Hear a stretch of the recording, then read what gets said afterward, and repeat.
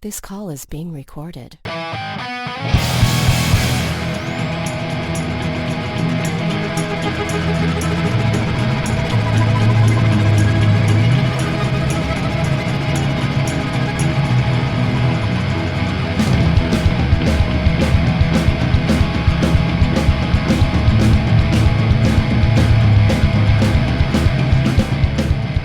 Okay, welcome everyone to a very special edition of Carol Worldwide. We are here not in body, but in spirit over the internet airwaves. We are a local satire and current events podcast. I'm Dennis Twig. I'm Randy Goldstein. I'm Sherry Hosfeld Joseph. So we're expecting a call-in today. And so when that happens, we're just going to break to it, and we think it'll be of pretty good interest to everybody. Should we say who it is? I mean, we're probably going to say it on our posts, right? There's no sense burying it. Yeah, you're right. Yeah, there's no sense in saying it in the podcast. Pretending like we're not going to say it. We have a long and illustrious history of dealing with public servants. We've had the mayor, Joe Dominic, and that's it. And that's Sherry. Yeah. She's not an elected official. I guess we all are public servants because this podcast is just that important. But we now, Mayor Joe, take a back seat. We have an even more illustrious person coming on. Randy, you're the one who set this up. Tell us what happened. Well, we got a call from the office of none other than Peter Franchot, who is the Comptroller of Maryland. He controls everything that happens in the state. Is that right, Dennis? That's basically a good summary. I believe it's pronounced comptroller. Comptroller. It's like there's that P in there. He controls everything in the state. There you go, Randy. Yes. You got it right. He is like the finance and budget and tax and revenue recipient guy. He's like the head accountant for the whole state, right? I guess that's fair. He's like the accountant and the tax man, the budget man, the elected CFO man. Yeah, Maryland. okay, yeah. Chief Franchot officer, right? So he's going to call in, and so we'll be respectful of his time, and we'll drop whatever hot news we're talking about that's local at that point. So buckle up, and it'll be really embarrassing if he doesn't call in, but we're pot committed now. So if he doesn't call in, I will call in and do an impression of him of what I think he sounds like. Just reading did you read his Wikipedia? I will. Oh, okay. All right. Well, I'm looking forward to both. We'll have you maybe you call in anyway. We can see who does the better Franchot. My personal life includes. I mean, Franchot is a French last name, right? He's like right off. He's like walked from Paris into the mountains. He's got an accent. I like it. Yeah. Pay your taxes. I think that there's some things that have really changed with coronavirus, but I'm so happy that some things stay the same, and that's the Boston Inn stays in the news for all the very on-brand reasons. What happened? Yes. Sure, you want to take this one, Andy? Or me? Okay. You should take this one. I read this article and I thought basically the same thing. Like, yep, that would have happened if the coronavirus wasn't going on. So, the more things change, the more things stay the same. A young man, a 26-year-old man, decided to throw a little party with a group of, I believe, 9 teenagers. So he wasn't breaking the rule about the 10 people together, but he was throwing a party with alcohol for minors at the Boston Inn, and he did get busted for that. So, or maybe I don't even know where to begin with this one, but what is the point of a 26-year-old hanging around with a bunch of teenagers? Like, what is wrong in that guy's life? I can tell you, guy, right? You always knew that guy when you were a teenager, the guy that you could actually go to and get alcohol from, but like he was a loser with a capital L. That guy got me high for my first time. Yeah. When I was 18, and he's dead now. That guy got me arrested. Yeah. That guy got me arrested. Whoa. Yeah, we don't like that guy. Yeah, we don't like that guy. I don't have that guy. That guy for me got me playing Dungeons and Dragons. What guy was Dennis. that? So it was So cute. someone that was like 5 years older, and he was always the dungeon master. And so that's like he got me hooked too. I mean, What else did the dungeon master have you do? play Dungeons and Dragons, man. Do tell, Dennis. It's just that. Well, I was friends with his younger brother, and so we like social circles merged around Dungeons and Dragons. That's always the way it is, right? It's always somebody's older brother. Always. That for me, my guy who got me arrested, definitely somebody's older brother. Well, My guy didn't have any siblings. He's dead. Yeah, Randy, you got the last laugh on him. Yeah, sure did. Did he die under suspicious circumstances? Should we be concerned, Randy? Nice lesson for you kids. He died because his heart stopped because he did so many drugs. Oh. Don't do drugs. We're an anti-hard drugs podcast. We are an anti-hard drugs. Hard drugs, right? You don't want to piss off all the cannabis people. Well, it's legal now. Don't piss those people off. They're violent criminals. Yeah, those people, Sherry. So anyway, I think we all are looking for like rays of sunshine in this, and this is basically like kind of the equivalent. This is like the dark cloud that you always want to have happening, right? If there wasn't this hanging over that little geographic location right now, like world would be upside down. So we got that to hang our hat on. What about that guy who's on all over Facebook being called out for his GoFundMe, where he's asking for $350,000 because his dreams have been shattered because of COVID-19. Have you seen that? I can't follow. You have to understand that one. I understand that completely. Please explain, because this thing had like 200-300 comments.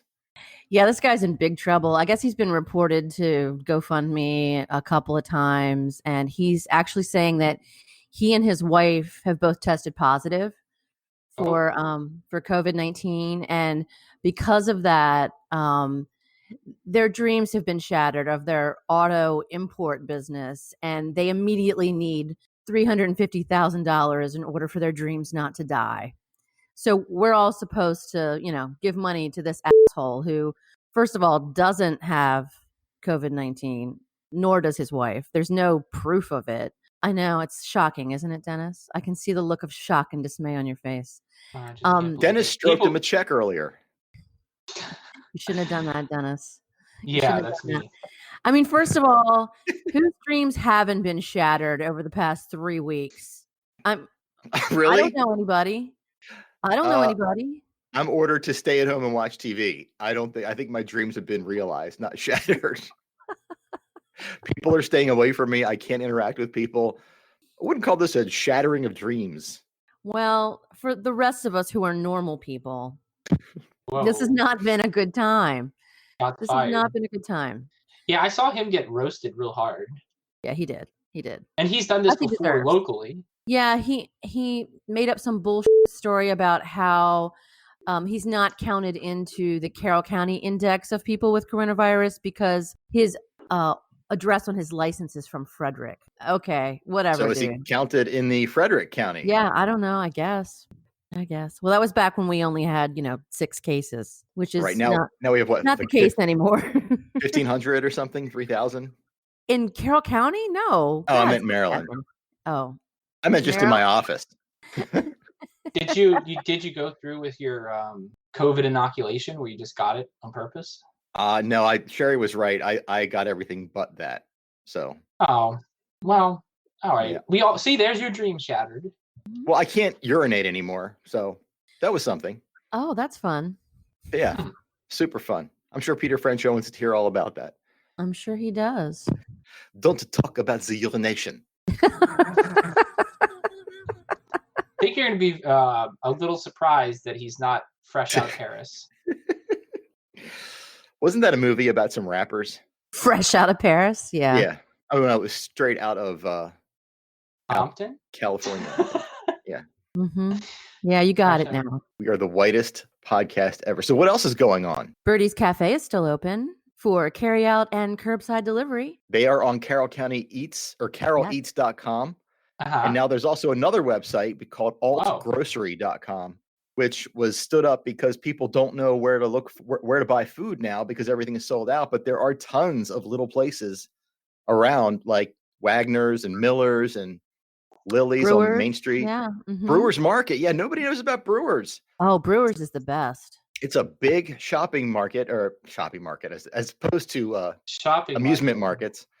It's a big grocery store that is in the middle of Silver Run that I never see anybody in the parking lot. It's great. They have fantastic stuff at Brewers. You should definitely go there. I bet you they even have, things that you can't find at your big stores.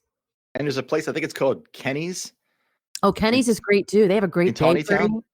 There's a Tawnytown. Kenny's like closer to a normal. Isn't Kenny's closer to a normal supermarket? It's pretty close to a normal size supermarket. But see, the problem that I am heroically solving is that everybody's going to Giant and Safeway and Weis and Food Lion. They're not going to these alternative grocery places that do have toilet paper and paper towels and milk and bread and all that stuff that you need. What do you think a Food Lion is? Like, is that different than a normal lion? Oh boy. Is it different than a Tiger King? Yeah, they should rebrand. They should get him involved. Have you guys watched that? Yeah. Two episodes. So you're nowhere. I'm on episode 5, and it's a world you can't even comprehend. I'm starting to think the whole thing's fake. It's that complicated. Wow. Well, we were doing it as a couple that we'll do double dates with. Obviously, we can't, so we're like watching it together. So it's like waiting for them. Virtual, wait. Virtual You're watch having party. virtual double dates. Yeah. That is the sweetest thing I ever heard. Keeping it fresh, Dennis. I like it. Yeah. Well, I mean, the double date is just watching the show. We're not like doing the whole dinner. Like. Oh, that could get dangerous. What if you swap and like Skype each other behind each other's backs, and you're like on each other's phones talking to the other couple individually? You're gross, Randy. We have individual friendships with these people as well, so there's no jealousy. Sounds like we got our own Tiger King happening. Yeah, podcast king. What are you doing? What are you doing to keep things normal, Randy? To stay sane? I mean, as sane as you can be. Was Dennis going to answer for me? I think he might. I was just. He had some conjecture. Okay, let's. Well, I'm trying to work out at home. It's really hard to stay motivated, but I'm doing a lot of snacks. High protein, low carb, low sugar. Oh hell no. Oh. I'm trying to set it up where, like, because we like to play like games like Quiplash and these other Jackbox games, and we have a lot of people over our house, like our family. So I'm trying to figure out how I can stream the main screen so we can play with multiple households. That's a nice little challenge. Just snacks and TV, and I work a lot.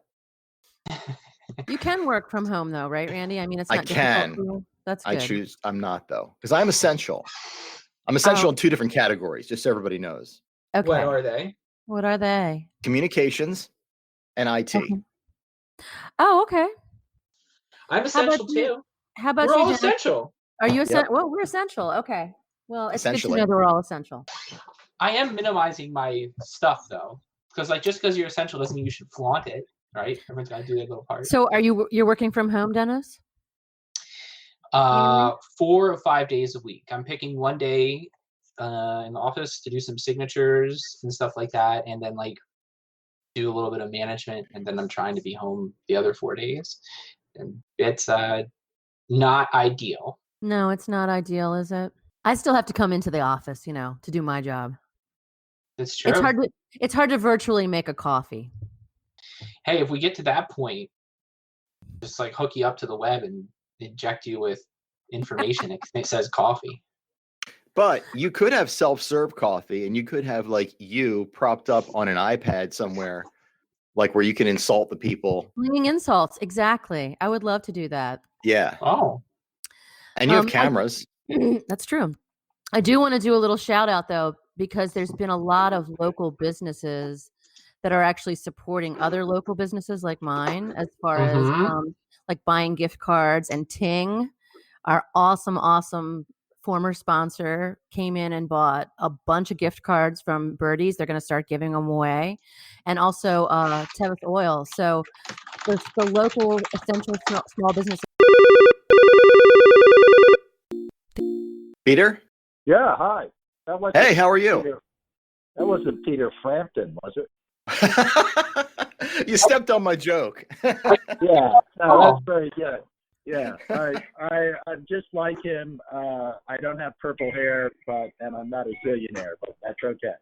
Well, you might be after I pay my taxes again.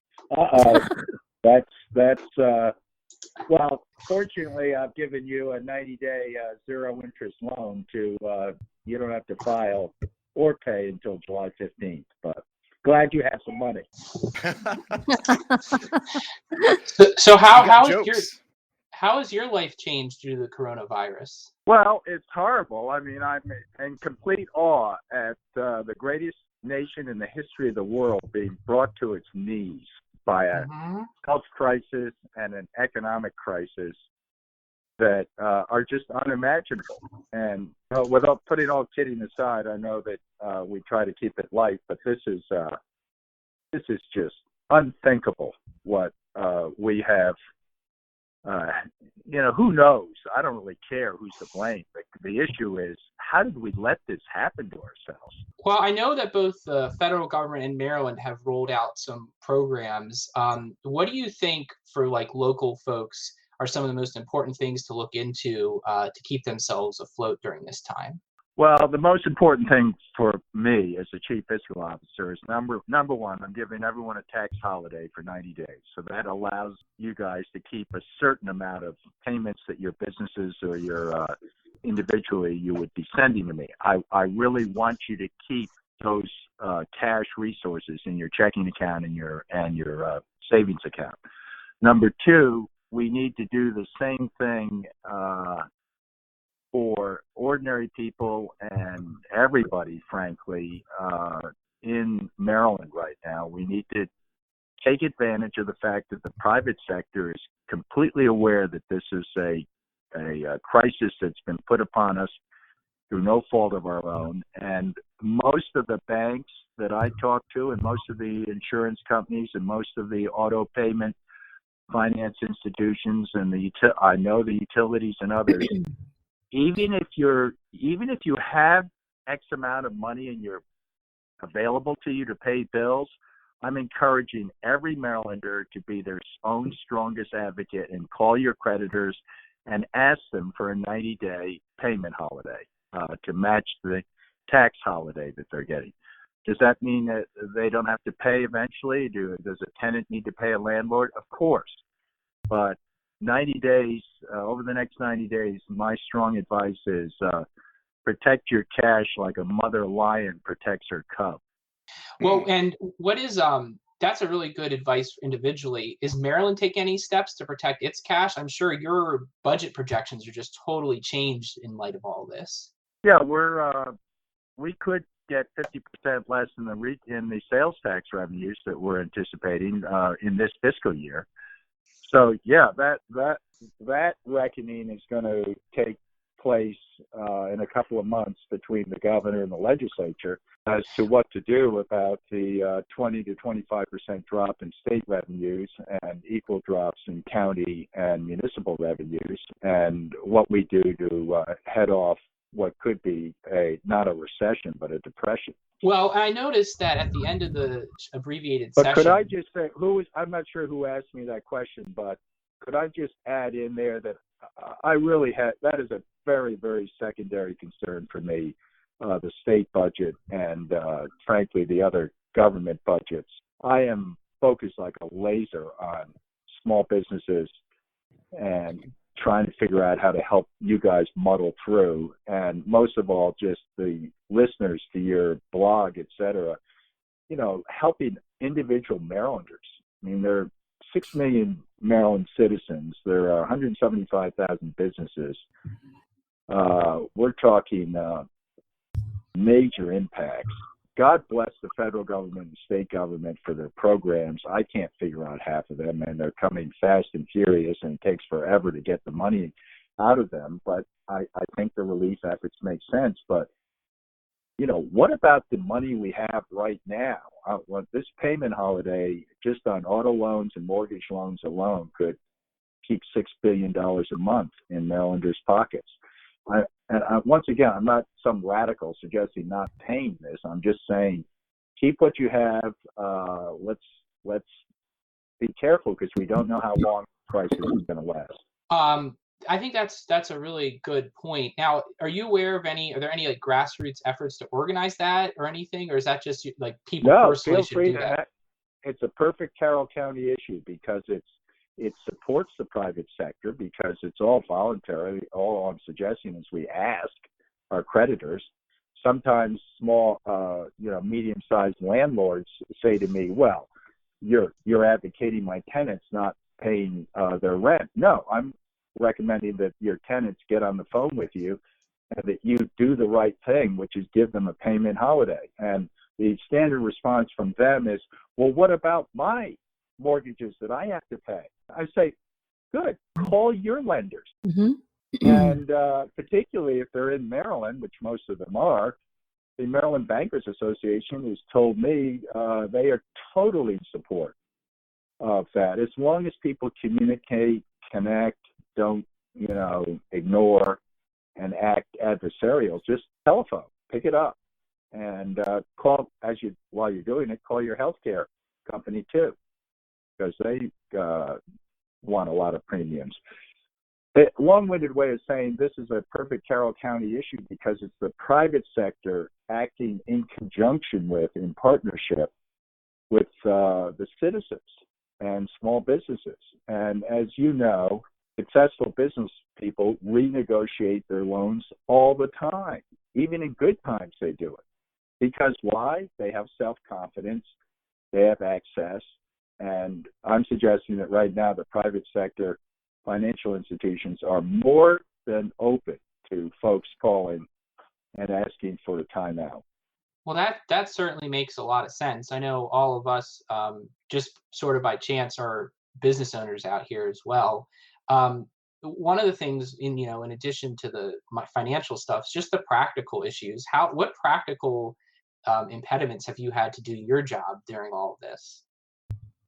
Well, obviously, our 1,100 employees are terrified with the virus implications, and so we have only essential people coming in, just enough to process the paychecks to the state employees and process refunds. We're returning almost $3 billion in refunds, so we want to continue that. And now we're getting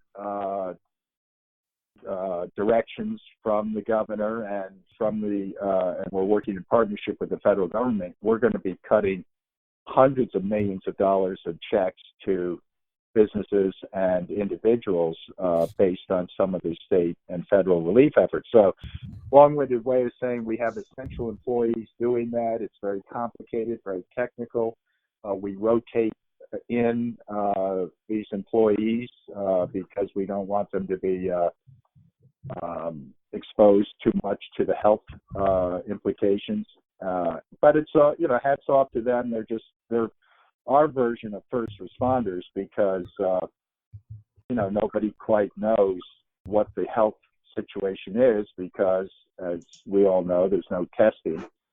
But I support Governor Hogan in what he's doing because at least he's aggressive and honest in protecting and saving lives, and that's his focus. My focus, as you can imagine, is a little bit more on the economic reconstruction and what we can do to keep you guys afloat with your individual businesses, but also allow our Maryland citizens. I just cannot imagine what is going on in Carroll County right now because, we just reported 84,000 unemployment filings last week. Normally about 2,000. Wow. So it's like a lot of suffering and pain out there, and God bless you guys for hopefully your businesses can muddle through and you can figure out the alphabet soup of state and federal programs. Well, I know you were serving as comptroller during the last recession, correct? Yes. Is there any like lessons that you feel like you could take forward into this one, or is this just a whole different kettle of fish? This is a whole different kettle of fish because the health virus is just, basically shut the state down. We're a ghost state now, understandably, because we have to keep our social distance in order to protect ourselves from the virus, which is not just the flu, a lot more deadly than the flu. And it's a horrible thing, but it's upon us. It's thrown, obviously, a complete wet blanket over the economic activity of the state, and it's unclear when that's going to be lifted. Could be 3 months, could be 6 months, could be 12 months. So I was around for the 2009 thing. I remember one historic Board of Public Works meeting where I served with then Governor O'Malley and Treasurer Kopp, and we cut $1 billion in real time from the operating budget of the state because of the financial crisis back then. But that's gonna look like a picnic compared to what we have to do this year. And so you are, I guess, once people come back to work, you'll start cobbling together new projections and everything. Yes, right now we're kind of cobbling together maybe $2 or $3 billion that we anticipate in getting for the state of Maryland from the relief fund at the federal level.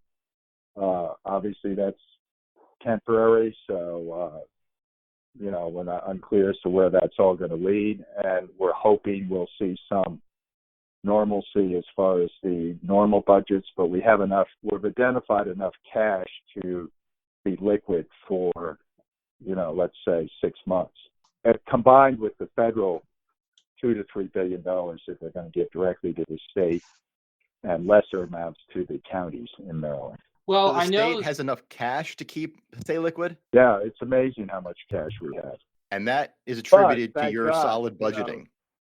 Well, yeah, that's true, but it's also just in these moments, all of a sudden, reserve funds come into perspective, and so it's been.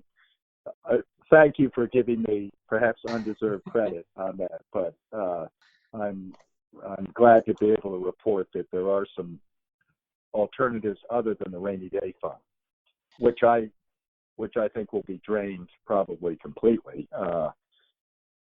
sometime this year. Well, I know you've indicated that between the patchwork of programs like state, federal, and local and nonprofit, it's a little bit dizzying figuring out what's available. Is there any gap that you're really concerned about that you haven't seen addressed that you think people need to consider in terms of sort of making this right for everybody when it's all over? Well, the problem is the response to the initial entry of the virus. We didn't do testing like democracies like South Korea did, or we didn't do it in the right way. I'm not exactly sure what went on, but in the future, in order to stabilize the economy, we need to make sure people have confidence that they can go out and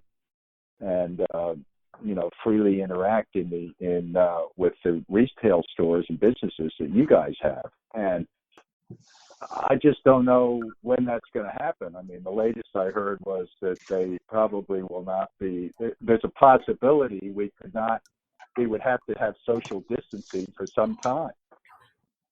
But that's an issue for down the road as to how to, because obviously there are going to be more pandemics.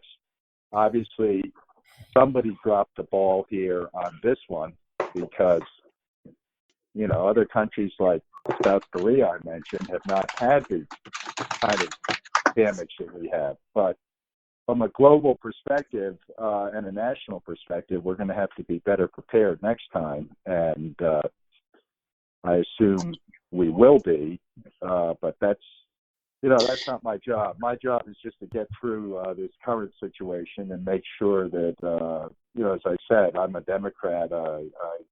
Hogan's a Republican, but I salute he and his team because I think they've done a commendable job. And now we just need to continue to focus on the economic mess and head off, hopefully, something that is a long-term recession or depression. Understandably so. So we want to be respectful of your time. We were told this is about a 15-minute affair. So do you have any other closing thoughts or things you want to get out to people out here in Carroll County? No, other than that, I completely empathize with everybody. And, this idea that only people who are destitute should be asking for a payment holiday, that's wrong. Everybody should be. And if you're lucky enough to have 6 to 12 months of reserve payments for yourselves, and you've been superb at that, and you just don't, feel comfortable asking for a payment holiday, take some of the money you have and buy gift cards from your local businesses. I'm thinking of local coffee shops. Are you thinking about those, Peter? I'm thinking about those too. Yeah, well, they're front and center. But you know what I mean. If you have $1,200, if someone, a 73-year-old retiree, called me the other day and said, "Look, I understand your payment holiday, but I've got enough money over a year to pay all my bills, and I'm going to take the next $1,200 Social Security check. I'm going to divide it in 12 and give $100 to each of the small businesses in my town." Wow. Oh my gosh, that's great. Amazing. God That's bless amazing. her. And, Yeah. So all Well, for one and one for all. If you'd like to help us out with one last thing, we actually did something like that. We're giving away $100 ourselves from the podcast to a local restaurant. If you just want to pick a number between 1 and 100, we're going to give it away to somebody that supported one of those local restaurants. And just pick a number at random, and that person will get a gift card from that restaurant. 50. 50. All right. So we'll count up the people who voted, and we'll loop it around if there's not 50 votes, and they can thank you for picking number 50. Yeah, Peter, and would you send me the info, because I'm going to buy a $25 gift card at I can cash it in when the dust settles at the restaurant. Yeah, we'll send that out too. So we'll get the comptroller will buy a gift card, and we'll petition for a gift card. We really appreciate the support for the local folks.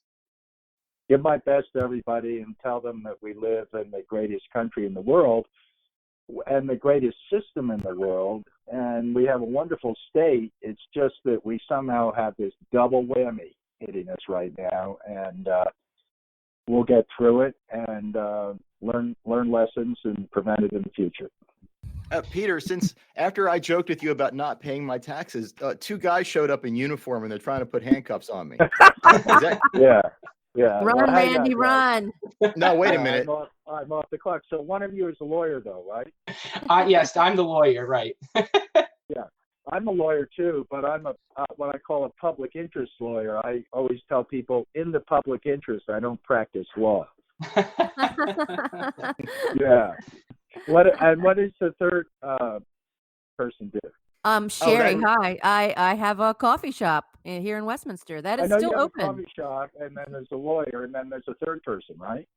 Yeah, my name that's is just Randy. yeah, that's me. I own a website design and hosting company. Well, you should come and talk to me, because your ship has come in. I mean, I think once we emerge from this, we're going to see a complete revolution of remote web communications and commerce. Does Maryland need a website? That is what? I got an idea. Maryland.com. What do you think? Yeah. I actually have a better one, which is Maryland 5G. Oh, 5G. Okay. Yeah, we need to get right in the front line for the whatever it is, innovative entrepreneurial reconfiguration of the economy that occurs from this current situation, and obviously it's going to involve the internet, I think, in a major way. But I could be wrong on that. But come and see me because we're very interested in all things digital right now. Well, I do talk to you every month. You just don't know it. Pay my withholding tax. But seriously, don't you think that we're headed into something that may ultimately be an interesting innovation and positive occurrence because of just what's going on right now? I think Yes. so. I do, but right now, people. A lot of what I do is marketing, and that's the first thing that companies will cut when in times like this. So some of my business has been cut, but I have gained business elsewhere. So it is kind of strange. Well, I just found out what Zoom is. Right, and we're kind of doing that I now, mean, sort of. Yeah. Okay. Well, anyway, thank you guys for being something that pulls people together up in Carroll County, and I look forward to getting up there. I get up there quite a bit anyway, but it's a great part of our state. Oh, Yeah, thanks, good. Peter. Thank you, and you're welcome on anytime again. But I know you're a busy guy, and we'll get you that information about that gift card too. Okay. Absolutely, and that my staff mentioned to me your interest in Peter Frampton, and it just bedeviled me when I first got elected comptroller. I would sometimes Google what news there was about what I was doing, and the first name that would come up would be Peter Frampton as soon as I printed Peter into Google. And yeah. And thank goodness he's still alive. Maybe I'll get to meet him someday. There's a big headline: Franchot meets Frampton. Yeah. Franchot comes alive. He's a little bit. Okay, well, keep up the good sense of humor and say hi to everybody. Thank Thanks, you. All right. Take care. Bye-bye. Bye. That was the comptroller, everybody. I got kicked off the call right when it started. I don't know what I happened. did too. You did too. It started a whole new conference, so I'm not really sure what's going on. Okay, well, I hope think we everything got pivoted. saved. Oh God. Stupid technology. You don't think it got saved? It says it's recording, but Okay. we'll find out when we're all done. That would be hilarious if we just had like a call and chilled out with the comptroller. Before I was so rudely interrupted by, this guy, this comptroller who thinks he's like special or something. I was giving a shout out to Ting and to Tevis Energy, Tevis Oil for being really supportive of a lot of local businesses here in town in Carroll County. So thanks, guys. So yeah. I think he's got an interesting message of sort of preservation and optimism and doom and gloom. I don't disagree with any of it. And Randy, I guess we'll pull up that Carroll County Eats thing, and you can just tag at the end of it the winner, and we can contact them and see if they want to be announced on this episode or something subsequent. So very strange episode, not in a bad way, for any number of reasons. Sherry, did you do a top 10 list for this? Of course I did. Okay, there we go. This is right. Some things never change. Some things never change. Mm-hmm. Okay, so here are your top 10 COVID predictions. Okay. Number 10, a party with minors is only the tip of the iceberg of the douchebaggery at the Boston Inn. Kristen liked that one. She's laughing in the other room. It's okay. You can laugh.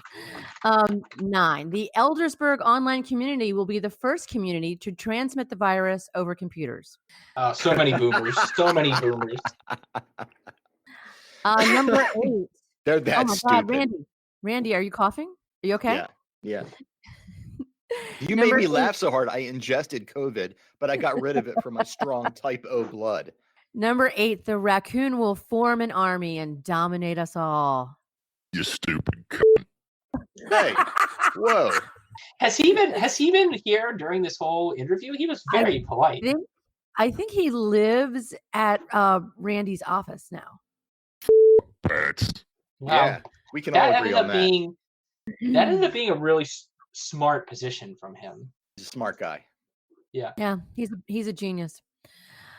Number 7, coughs will be such deadly weapons that Congress will try to legislate them. Don't take away my cough. Okay. Number 6, the mentally departed of Main Street will light our way. I believe. I don't know why that's funny, but it is. I believe it. Number 5, the zombie apocalypse will start in Mount Airy. Oh yeah, and now you hear there's some in Carroll Lutheran Village. Oh, really? Yeah, I see. I feel like those like nursing home and senior community areas, like they're the real high risk places. Well, That's as why a I'm help- only licking the bench at the library. Well, So that's you're smart, welcome. Randy. Once again, I'm a hero. You're welcome. Number 4, Hogan's next press conference will begin with, "I thought I told you, mothers," because no one's Mother. listening to Larry, and he's upset about it. Number 3, Teen Mom 2021 is going to have a banner season. But they can't get out. What are they going to do? Well, who are they going to be with? What It's else all are they going going to do? to be step siblings. Number oh my 3. God. Number 2. Step siblings. Number 2. No, you can't leave your house. It's gonna be Teenagers inbreds. are experts at sneaking out. Oh. Number 2. Oh, my children just showed up. Number 2, my kids still won't clean their rooms. There's not Thinking enough of time in the. There's One not enough kid in time. particular Solid who lives prediction. in abject squalor. You know who you want. Is he the one that almost got hit by a car? She is my daughter. No, yeah. I almost killed him yesterday, by the way. I got hit by a car, April Fools. Okay, so number 1. Wait a minute. I don't even know what I'm doing. Number 1, the number 1 top 10 prediction about the COVID virus is, are you guys ready? Yeah. I'm born ready. The Westminster Barber will go full Mad Max. Yes. I've I will already finally seen get the that transition. mohawk. I think it's about ready to happen. Yeah, he like rolls up on his motorcycle and some with Mhm. like he can also Clippers. use his barber. If this was a movie, he uses barbering tools as weapons. Too. Yeah. Just He depends could on the be. He situation. could Sweeney Todd out. It would be bad. Yeah. Don't mess with the barber. Yeah. Okay. All right, So boys. we did it. We had some laughs. We were socially distancing and podcasting at the same time. Congratulations, team. Yay. And another special thanks to the comptroller. I think it's always good to hear people in elected office trying to get the message out in this sort of thing, and to think that we're the standard bearers of the message. That's it's a desperate situation, right? That's Yeah, what drives home. I don't want that responsibility. But we took it. Yep. For all of our audience. Our audience should be very excited. Yes. So I think that's it. I'm Dennis Yep. Twig. I'm Randy Goldstein. I'm Sherry Hosfeld Joseph. See ya.